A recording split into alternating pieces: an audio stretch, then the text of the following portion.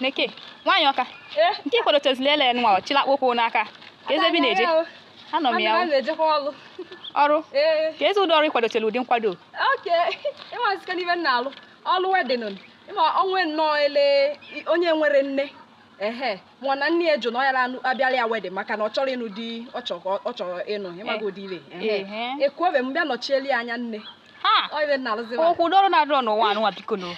Nke kwa na onye nwere ọgụgụ isi eji echefute. Nke okwu onye nọrọ agụ egbu ya nke ọ bụla ọrụ. Ọrụ ịbụla 15 nke ahụ abago m aka. Ọ ịlaụtara ya n'ụra na ịdị na-eribe gị. Nwanne m yiri na-akpọkwu nke nu echi n'aka yiri nien. Nwanne m lụọ ike njide ka yiri ma nwakwu ọnụ na. Mba.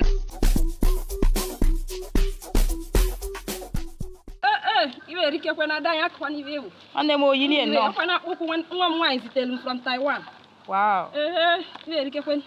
Nwanne m ka nje okwe na obiri be ekewobe m kula na sebo. Iwere ọba. Ke iwu. Akwụkwa gị ka yiri ire nruo ike njide. Na mama bụ di. Nwanyiawka. Kezi.